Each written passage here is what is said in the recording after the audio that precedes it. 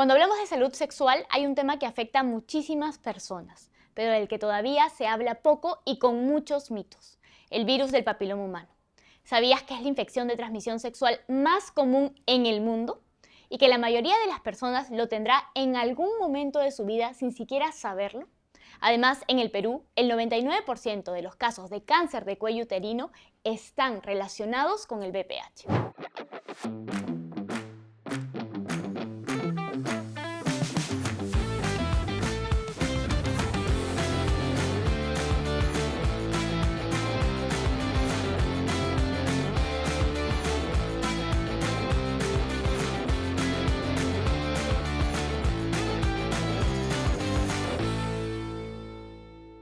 En este episodio vamos a hablar sin miedo sobre lo que es el VPH, cómo dejar de verlo como un estigma y verlo como lo que realmente es, un problema de salud pública. Y para eso tenemos, como siempre, a nuestra doctora Corina Hidalgo. ¿Por qué debemos hablar sin miedo sobre lo que es el VPH? Porque es muy frecuente, en realidad, tenemos que hablarlo, y porque no nos debería de dar miedo, no siempre nos va a enfermar.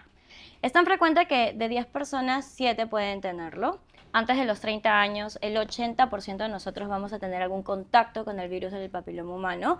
¿Qué es eso? Es un virus, va a venir a hacer su enfermedad así como un resfrío y lo más probable es que luego se vaya. Algunas personas nos vamos a quedar infectadas a lo largo de la vida y a pesar de ello no significa que vayas a hacer problemas. Pero si los haces, lo ideal es encontrarlos como que a tiempo, porque si pasan los años y nunca te haces un chequeo preventivo, probablemente podamos tener enfermedades severas como un cáncer de cuello uterino, orofaringe, ano, vulva, pene, porque no solamente produce cáncer de cuello. Las mujeres, con frecuencia al día, pueden morir cada 5 horas una mujer por cáncer de cuello uterino, y este cáncer es totalmente prevenible. En promedio, siempre hablamos de promedios, antes de hacer un cáncer de cuello uterino pasan entre 10 a 20 años. Y es muy frecuente encontrar a las pacientes que tienen todo ese tiempo sin haberse hecho un examen tan sencillo como un Papá Nicolau. Ahora, igual no solo el Papá Nicolau detecta el VPH, ¿cierto? Claro, el Papá Nicolau solo detecta el 40% de las lesiones producidas por el virus del papiloma humano. Pero hay un examen que es la tipificación o lo que es el test de VPH, que lo que hace es detectar si tienes la infección por el virus, sobre todo los de alto riesgo. Hay que recordar que no es un solo tipo de VPH. Totalmente. Existen muchos tipos de VPH. Algunos son de bajo riesgo, que te van a producir las verrugas genitales, problemas benignos, y otros son los de alto riesgo que te pueden producir cáncer. En esos nos tenemos que enfocar. De todos los que hay dos que son los productores del 90% de cánceres de cuello uterino, que es el 16 y el 18. Por eso las mayorías de pruebas de tipificación están enfocadas a detectar a estos dos. Hay otros que son los productores del 10% de cánceres, entonces también se hace en el estudio de los otros. Ahora, yo me he hecho este test de tipificación Uh-huh. y he visto que cuando sale alto riesgo, salen estos números, pero también salen otros de alto riesgo. Claro, esos son los que producen el otro 10% de problemas que pueden desarrollarse en un cáncer. Pero es una probabilidad menor. Sí, es una menor probabilidad, igual amerita un seguimiento. Tú te haces el test para saber si tienes la infección y con ello nosotros poderte brindar exámenes complementarios como una colposcopía, por ejemplo, que es a través de mirar con un lente de amplio espectro cómo se va cambiando el cuello con ciertos químicos que le vamos colocando, y esto es para buscar lesiones que a la simple vista no la vamos a ubicar. Claro. Y exactamente en qué zona debemos de biopsiar. Hay que recordar también que la colposcopía es un examen preventivo en el sentido en que me indica el lugar donde voy a tomar una biopsia, pero no es un examen definitivo en el sentido en que yo no tengo una colposcopía y no puedo decirle al paciente te voy a cauterizar, que es algo que también pasa con mucha frecuencia, ¿no? Ahora, justamente ese test, creo, o esa prueba en particular, detecta NIC1, NIC2, NIC3. No. A ver, el test de VPH te detecta, ¿tengo o no tengo la infección de alto riesgo? El Papá Nicolau te detecta las lesiones premalignas o un cáncer, por ejemplo. Ahí vienen las lesiones premalignas que pueden ser leves, que es el NIC1, moderadas, que es el NIC2, y severas, que es el NIC3, que ya cambió también un poquito, pero esa es la nomenclatura antigua más frecuente ubicada. Luego sigue el cáncer localizado, luego sigue el cáncer invasor y algunas dos que son ASCUS y ABUS, que son como que de significado incierto que tengo que complementar. Si el PAP sale alterado por cualquiera de estos de aquí, yo tengo que hacer el test de BPH y probablemente una colposcopía. La colposcopía me va a decir en qué zona tengo que buscar una lesión mayor o comprobar que solo tiene esa lesión. Imaginemos, tengo 30 años y me sale un NIC2 por Papa Nicolau y yo tengo que corroborar que no sea un NIC3. Que no sea un cáncer, que no sea algo peor. Por eso es que hacemos la colposcopía y hacemos la biopsia posterior a ello. Cuando yo ya tengo todo eso, puedo definir el tratamiento de mi paciente. La mayoría de NIC1s, que es lo que más se encuentra, sobre todo en menores de 30 años, se resuelven de manera espontánea en el 90% de los casos. 90% de curación. El cuerpo lo expulsa solo. El cuerpo renueva todo ese tejido y dejas de tener ese tipo de lesión, ¿no? Por eso se llama leve, de una lesión leve. Pero hay mucha gente que a ese tipo de lesiones las quema, las cauteriza, les hace láser, les hace crioterapia de manera innecesaria, ¿no? En la gran mayoría de pacientes, porque también importa, y por eso es que hay contradicción en todo esto, vas a encontrar diferentes opiniones. Es distinto tratar a una paciente que va a volver a mi consulta, que yo ya la capté, que es una paciente continuadora, seguidora, que se va a hacer sus chequeos, a una paciente que probablemente la vea en el campo, hice una campaña y no la voy a ver de acá a 10 años, ¿no? Donde ya puede desarrollar la enfermedad. Donde ya puede desarrollar la enfermedad. Entonces, todas esas cosas influyen, por eso hay diferentes protocolos de acuerdo al tipo de público que nosotros tenemos.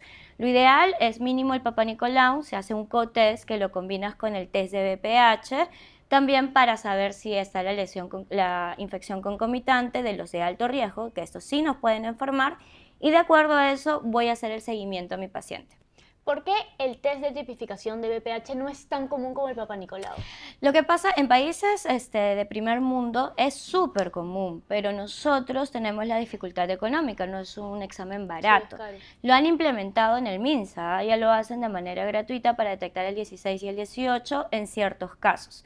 Hay protocolos, por ejemplo, antes de los 25 hacérselo a una persona, en realidad la probabilidad de que hagas una enfermedad severa es baja. Sin embargo, influye el número de parejas sexuales, en la edad de inicio de la actividad sexual, los factores propios de riesgo, el tipo de trabajo que tengas, si eres una trabajadora sexual y todo ello como para adelantar las pruebas como tal, ¿no? Se estima que el primer Papa Nicolau se debería hacer al año de haber iniciado una vida sexual. Algunos protocolos lo refieren a los 3 años, pero todo lo primero, los factores son los que importan. Decirle a tu ginecólogo cuántas parejas sexuales has tenido no es necesario, como lo estábamos conversando hace un rato. Una persona que ha tenido una pareja sexual tranquilamente puede tener una ITS o VPH, tal cual, ¿no? Se asocia mucho el VPH, como mito claramente, a ser promiscuo, a tener muchas parejas sexuales, tienes VPH. Sí, no. En realidad es algo que deberíamos de quitarnos. Para empezar, la sexualidad es completamente natural. Hay que explicarle al paciente que no se debe de limitar, pero sí se debe de cuidar, ¿no? Como lo hablábamos la vez pasada, pedir un descarte de ITS. Ahora, esto es algo muy importante. Los hombres pueden salir negativos en una prueba de VPH, una tipificación, y ser portadores igual, ¿eh? No es lo mismo que en las mujeres, que la prueba es altamente específica y sensible. En cambio, los hombres no tenemos esa misma tecnología para detectar el virus como tal. Tener VPH no te hace promiscua. Yo tengo pacientes que solo han tenido un contacto sexual toda su vida, están casadas, han hecho todo como te dice la cultura que deberías de hacer, y vienen con un cáncer de cuello uterino porque son las que más se descuidan. Cuando yo tengo una pareja sexual por mucho tiempo, pienso que todo ha estado bien todo este tiempo y lamentablemente ya llegan con un diagnóstico de cáncer. Yo siempre me acuerdo de una paciente de 33 años, sus hijos más o menos de la edad de los míos, y me decía, sangro con las relaciones sexuales, me he hecho 1000 ecografías, nadie me ha detectado nada. Y le digo, ¿y tu papá Nicolau? Uy, no me lo he hecho como hace 10 años porque yo solo tengo a mi esposo y solo estaba con mi esposo. Y tenía un cáncer de cuello uterino evidente al examen físico, ¿no? Entonces, dar ese tipo de diagnósticos actualmente no deberían de suceder. Entonces, sí, definitivamente, si nosotros así tengamos una pareja sexual, casada, soltera, con hijos, sin hijos, háganse sus chequeos ginecológicos. Y ahí me imagino, hablando de esta paciente en particular, que quizás ella pensó, seguramente ha sido infiel, porque es muy común relacionarlo por más que no sea cierto. Hay que recordar que el virus del papiloma humano, para hacer una lesión, lo más probable es que pasen años. Claro, hay excepciones, hay chicas que en 2 segundos hacen lesiones, ¿no? pero lo más frecuente es que pasen muchos años. Pudo haber sido tu primera pareja sexual o pudo haber sido la última pareja sexual que te contagió. No lo vamos a saber. Claro. O sea, no hay una prueba que me diga hace cuánto tiempo me contagié, que es algo que en realidad la mayoría pregunta, ¿no? Ahora, si tú tienes una sola pareja sexual y tu pareja ha tenido una sola pareja sexual, es mucho más raro que esto se transmita, pero también existe la transmisión vertical en el momento del embarazo, ¿no? Yo puedo transmitirle. La probabilidad de que tu hijo enferme por VPH son casi nulas, es muy bajita, al menos que tengas verrugas genitales, que lo que genera es una papilomatosis laringea que se suele resolver entre los 2-3 años, o sea, las probabilidades son mucho más bajas, así que lo que le decimos a las pacientes es lo de siempre, o sea, no tienes que limitar tu maternidad por tener VPH. Muchas mujeres dejan de tener su vida sexual activa, terminan sus relaciones esperando curarse del virus y algunas veces te va a acompañar toda la vida, ¿no? Claro. Esto no significa que te limitas, pero sí lo que significa es, tengo que chequearme, o sea, siempre, eso es lo más importante. Si alguien es diagnosticado con VPH, ¿qué pasos debe seguir? Ok, depende de cómo fue el diagnóstico. ¿Me salió una verruga? ¿Tengo VPH? Sí, pero los de bajo riesgo. Aquí tenemos que indagar si también tienes los de alto riesgo, que te pueden dar un cáncer de cuello uterino, que es lo más frecuente. Tenemos que ir al ginecólogo, basta con el gineco, para corroborar y hacer otro tipo de estudios. La prueba de tipificación, para ver si tengo la infección como lo habíamos hablado, el Papa Nicolau para ver si hay una lesión premaligna y de acuerdo a las características de tu cuello decidir si hacer o no una colposcopía. Si ya con los resultados yo veo que hay una lesión o que ahí está la infección, sí o sí vamos a una colposcopía y con la colposcopía la biopsia. Antes de todo esto, lo ideal es que todos estemos vacunados. Desde los 9 años nos podemos vacunar, tanto hombres como mujeres, contra el virus del papiloma humano. Y actualmente la vacuna está aprobada hasta los 45 años. Usualmente antes de los 16 años son 2 dosis, el día 1 y a los 6 meses. Y de los 16 en adelante puedes usar 3 dosis, el día 1, a los 2 y a los 6 meses de la primera dosis. No hay refuerzos para esta vacuna, ¿no? Entonces, lo ideal es recibir la vacunación para que tenga una efectividad súper alta. Ahora, si no estuviera vacunada, te vacunas. Yo sí recomiendo sí te vacunan, sí, porque claro. muchos doctores dicen que no te vacunes si ya lo tienes. Sí, acá hay un montón de estudios que van a entrar en controversias. En medicina nada es absoluto, nos basamos en estudios, en protocolos de acuerdo a estudios. Hay diferentes metanálisis que te van a decir que sí, que la vacuna tiene cierta efectividad, sobre todo en los serotipos que tú no tienes. Hay que recordar que no es un virus, sino son varios. Entonces, la última vacuna está enfocada en los 9 serotipos más comunes. 2 de bajo riesgo y el resto de alto riesgo. Si yo detecto que tengo, por ejemplo, 1 de alto riesgo, esa vacuna es súper alta para que me cubra contra los otros. Y tampoco significa que tengo carta abierta en el sentido en que no me voy a contagiar del virus del papiloma humano. Al igual que el COVID, la vacuna va a ir protegiéndote contra enfermedades severas, que es lo que nosotros buscamos. Mientras más jóvenes nos vacunemos, mientras menos exposición sexual tengamos, mientras menos riesgos, obviamente esa vacuna va a tener una mayor eficacia en mi paciente. Pero si vamos aumentando los riesgos, ya va a depender de muchas cosas que esa vacuna sea eficaz o no. Este espacio llega gracias a Ibumejoral Mujer. Reduce la inflamación y alivia el dolor menstrual con Ibumejoral Mujer. Ahora, asumiendo que ya hice todo eso, me vacuné, tengo el diagnóstico, ¿cómo lo trato con mi pareja? Asumimos que la pareja también tiene la infección por el virus del papiloma humano, eso es para empezar. Recomendamos la vacunación también en la pareja, pasa por una evaluación por urología, ya les dije, así les ofrezcan el test, no siempre va a salir realmente positivo si tengas la infección, siempre verificar que no hayan lesiones benignas como las verrugas genitales, condilomas o manchas a nivel de la vulva, porque hay otras lesiones premalignas a nivel vulvar también, o en la base del pene, y verificar que no hayan lesiones para poder seguir teniendo intimidad, porque si yo tengo relaciones teniendo una verruga genital o una lesión, probablemente mi pareja también vaya a hacer verrugas también. Entonces, la solución en esos casos es siempre mirar, usar preservativo en el tiempo del seguimiento que querramos, al menos que querramos buscar un embarazo. Está bien, si yo quiero buscar un embarazo, la verdad es que no me tengo por qué restringir en la búsqueda del embarazo. Acuérdense que el virus nos va a acompañar probablemente para siempre, no lo sabemos, y el tiempo de embarazo en el caso de las mujeres puede ser corto, o sea, mis probabilidades de quedar embarazada, entonces no tiene ningún sentido que te restrinjas, exacto. Está bien, Usar el preservativo, ¿por qué? Porque al virus le encanta vivir en un medio inflamado. Y hay mujeres que tienen infecciones vaginales a repetición, son muy sensibles al pH, entonces lo que me va a permitir el preservativo es proteger al cuello como tal de inflamaciones que no quiera que tenga. Ajá. Ahora, ojo, el preservativo solo me da una protección en el 67% de los casos. Justo eso iba a decir, que igual el preservativo no necesariamente te protege a totalidad del Sí, VPH. hay chicos que les dicen, yo siempre uso preservativo con todas. Si no lo usas desde el inicio, obviamente también mi probabilidad de contagio es más alta, Claro. ¿no? Si lo usamos mal, existen los campos de látex también para el sexo oral, porque ojo que se va a transmitir con fluidos y contacto piel a piel a través de las relaciones, ¿no? Ahora, si yo tengo un tipo de VPH, ¿mi pareja tiene el mismo? ¿Así funciona? Se puede estimar que sí, pero también puede tener otros. Acuérdate que no es solamente lo que vamos a tener ahorita, sino arrastro todos los contactos sexuales antiguos que puedo haber tenido. Entonces, si la pareja anterior tuvo una exposición a otros VPH, yo tranquilamente puedo haber adquirido esos VPH y transmitírtelo a ti, ¿no? Entonces, toda esa cadena, y por eso es que dicen hay que tener en cuenta la cantidad de parejas sexuales que hayamos tenido, la exposición sexual.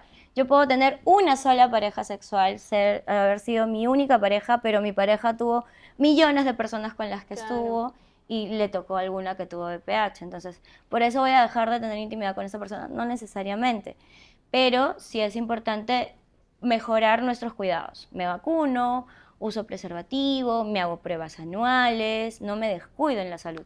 Aparte porque el VPH es tan común. Yo siempre les digo, la suerte aquí es no contagiarte. Claro. O sea, estar contagiado es algo esperable, pero hay que tener suerte. De 10 personas, 7 pueden tener el virus. O sea, es tirar una monedita al aire a ver si salimos sorteadas. Claro, y las posibilidades de no tener además son muy bajas. Exacto, son bajitas. Ahora, si es algo tan común, ¿por qué cuesta tanto hablar de eso? Es que da vergüenza. Yo siempre les digo, nadie pide tener un ITS. Si tú estás actuando bien y estás todo dentro de lo normal en tu relación, hablando, independientemente de lo que escojas, porque hay gente que tiene relaciones abiertas, sí es importante expresarse, ¿no? Y decir, oye, ¿sabes qué? Hay que hacer el chequeo, tengo esto, y conversarlo. Si yo lo oculto, probablemente es donde nosotros nos empezamos a enfermar. Igual que una infección de transmisión sexual, si yo tengo síntomas porque estuve con otra persona, pero a ti te lo oculto, voy a tener igual la infección como tal, ¿no? Claro. No debería darnos vergüenza, es algo muy común de encontrar. Algunas mujeres se deprimen con este diagnóstico, paran todos sus metas a largo plazo y la verdad es que no debería de ser así. Claro, es que todavía hay mucho estigma, ¿no? Incluso desde los mismos doctores. Sí, definitivamente, pero cada día si hablamos más de estos temas vamos a poder romper justamente esos estigmas. Es muy frecuente encontrar VPH relacionado a la intimidad, ¿no? Entonces hay que tener cuidado nada más. ¿Hay VPH no relacionado a la intimidad? Por ejemplo, hay algunas verruguitas que son corporales, que están en contacto con otras superficies, pero esas no tienen relación al contacto sexual. Las que salen a nivel del contacto sexual generalmente están relacionadas a la sexualidad. Si una persona es diagnosticada y tiene miedo, vergüenza, ¿qué le recomendarías? Bueno, yo le diría que tranquila, que es evidente que es normal sentir todos esos miedos y lo que está sintiendo ahorita, pero si acude a un médico ginecólogo, le vamos a poder explicar que esto es algo que le puede pasar a cualquiera. Nadie está libre de tener el virus del papiloma humano, tengas la profesión que tengas la cantidad de parejas que tengas, pero sí es importante acudir a tus chequeos. A muchas personas les cuesta volver a una consulta después de un diagnóstico como este. Yo tengo pacientes que de repente les dijeron en algún lugar y después de 2 años se atreven a volver a pisar una consulta ginecológica. Entonces, no tengas miedo, hay que afrontarlo. Este virus, a pesar de la frecuencia, es buenísima gente, porque nos da muchos años para poder tratar lesiones premalignas en la gran mayoría de pacientes. Si yo ya lo estoy detectando como cáncer es porque he llegado tarde a esa paciente, ¿no? Invocar a la vacuna, mientras más mujeres y hombres estemos vacunados, esta frecuencia de infección va a disminuir con facilidad. Y esto es súper importante. Como papás debemos de dejar de tener miedo en pensar en que le estoy dando una carta abierta para tener intimidad, que es algo natural, eventualmente todo el mundo va a tener relaciones sexuales. Y lo otro es que si estamos ya en el diagnóstico de cáncer, también afrontarlo. ¿Ok? ¿Por qué? Porque también hay tratamientos curativos en la gran mayoría cuando lo detectamos a tiempo. Nunca normalicen algo que cuando nosotros ya sospechamos que es un cáncer, las pacientes empiezan a tener sangrados con la intimidad, que es lo más frecuente, pueden tener anemia y dolores pélvicos no bien localizados.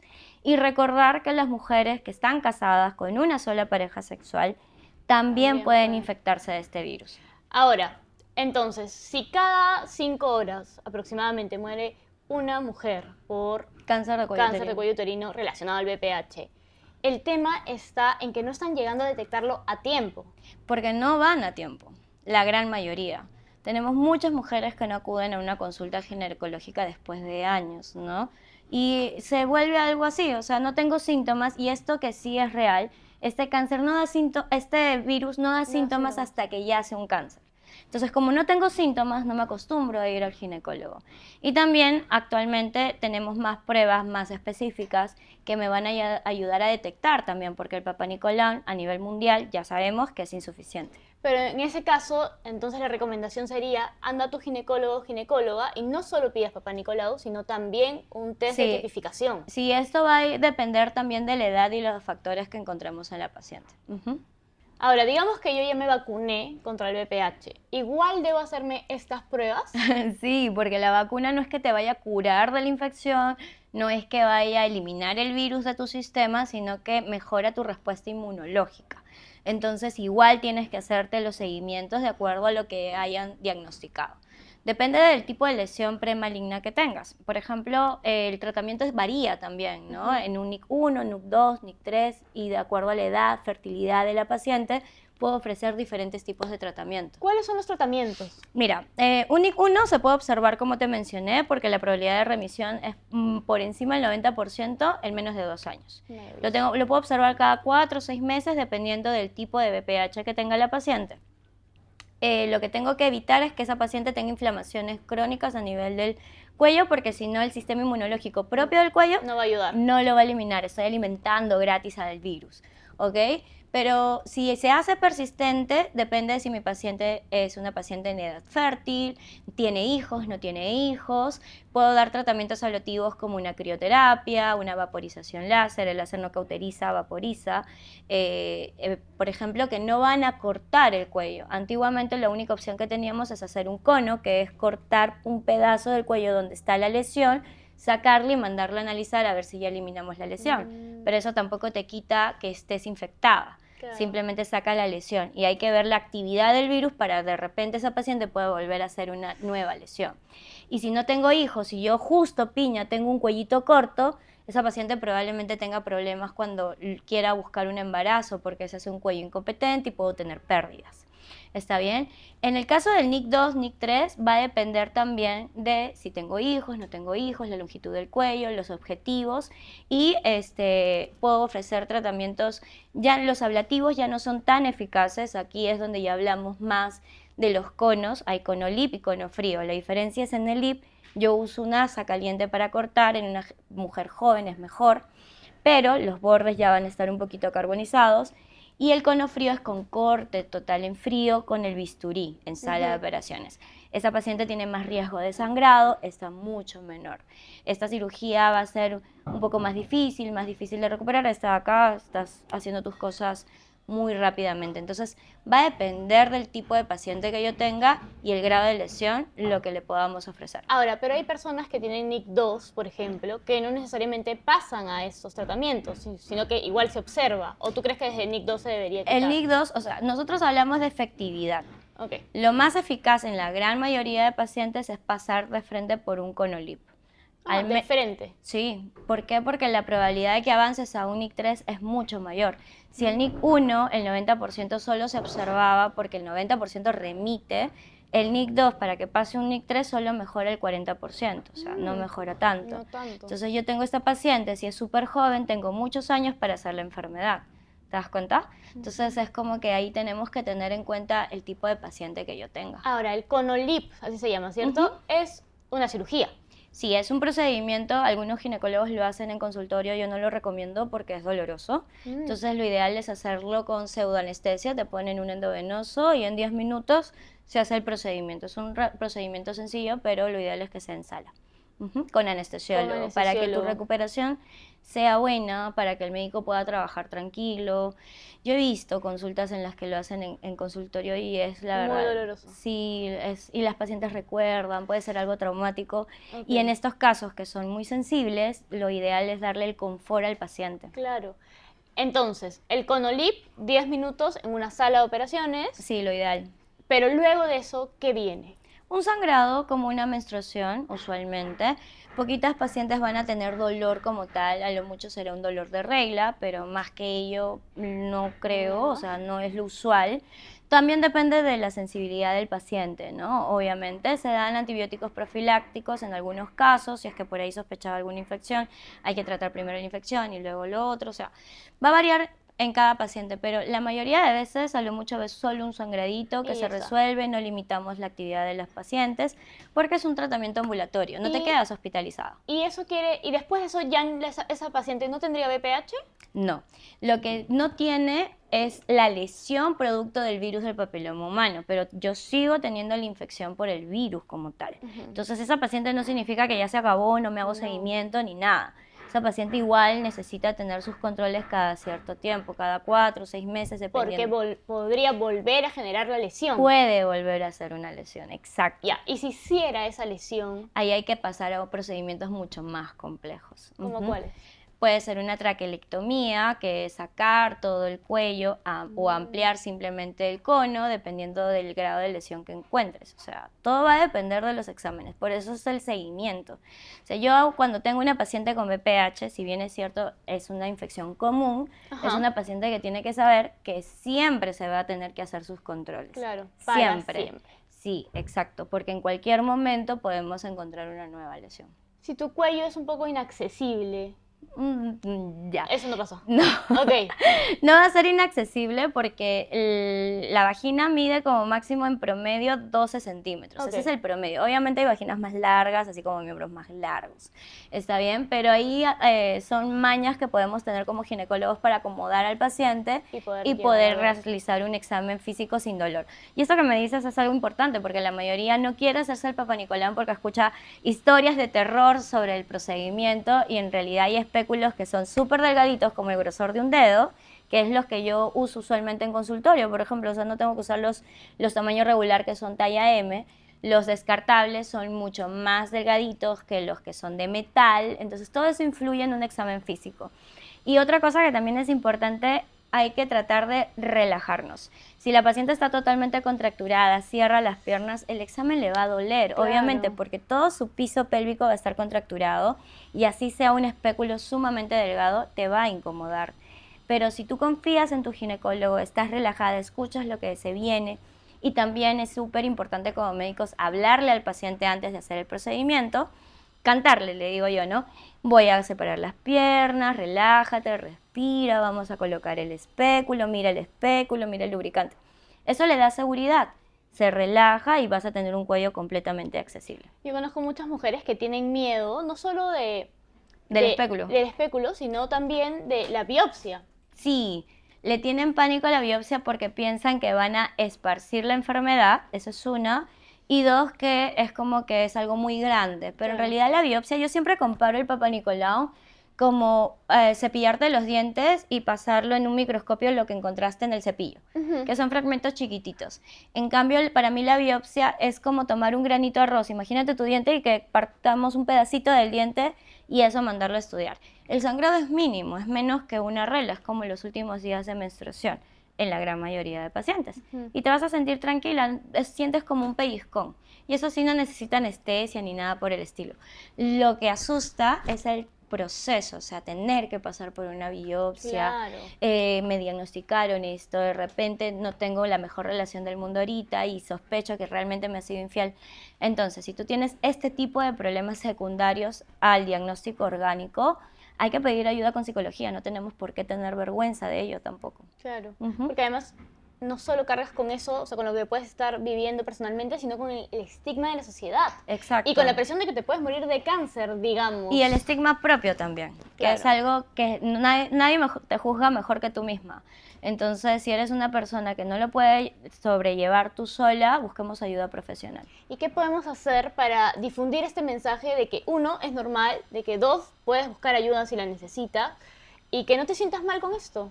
Difundir, en realidad para mí hablar de estos temas con normalidad, normalizar el hecho de ir al ginecólogo sin tener ninguna molestia, prevenir esto antes de tener mi actividad sexual vacunándonos, incitando a la gente que tiene hijos a que los vacune, vamos a lograr vencer este virus. Y para esto recomiendas, en el caso de las mujeres que ya están diagnosticadas, tener un ginecólogo-oncólogo, ir a esa especialidad.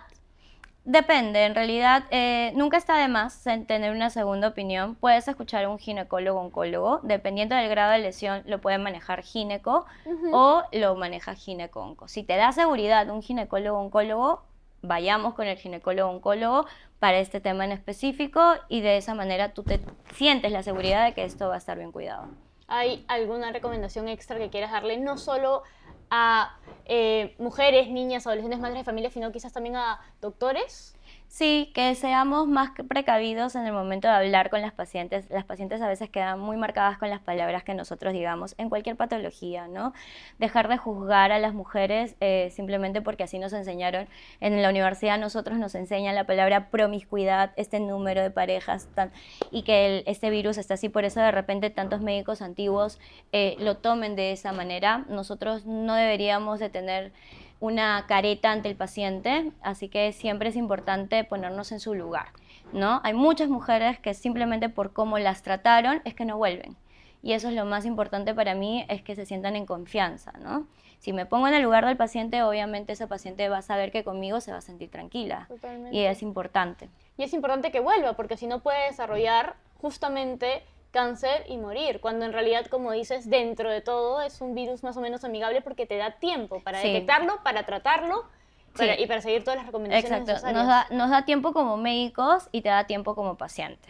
Entonces lo ideal es que nadie siga sufriendo de esto y que no es una enfermedad solo de mujeres, sino que los hombres también lo tienen, y si nosotros somos asintomáticos, ustedes son muchos más asintomáticos todavía. En las mujeres lo más frecuente es el cáncer de cuello uterino y en el hombre es el orofaringio. Entonces hay que tener en cuenta también los chequeos, ¿no? El tipo de actividad sexual no es la que te limita a dónde va a estar localizado el virus, porque ya se estima que es una infección general en sí, ¿no? A mí me pasa mucho que llegan con cáncer anal y creían que por no tener relaciones anales no les podía dar, pero la realidad es que ya la infección está. Entonces hay que tener en cuenta este tipo de cuidados que debemos de tener. Ahora que mencionas a los hombres, ¿alguna recomendación en particular para ellos? Usen preservativos siempre desde el inicio, e incluso desde que va a ingresar a nivel de vagina. Si tienes varias parejas sexuales, nunca está de más hacerte un chequeo anual, así no tengas síntomas, preventivo, vacúnense. Hay 2 vacunas en el mercado para ITS, que es la hepatitis B y la del VPH. Inviertan en ello porque de esa manera están cuidando a las personas con las que están. Muchas gracias. No se olviden de ir al médico siempre, de vacunarse, de hablar de esto sin miedo, sin tabú, de romper la regla y hablarlo fuertemente. Muchas gracias por acompañarnos. Si tienen dudas pueden dejarlas como siempre en los comentarios, pueden activar la campanita, seguirnos en todas las redes sociales y sigamos difundiendo estos temas tan importantes. ¡Nos vemos!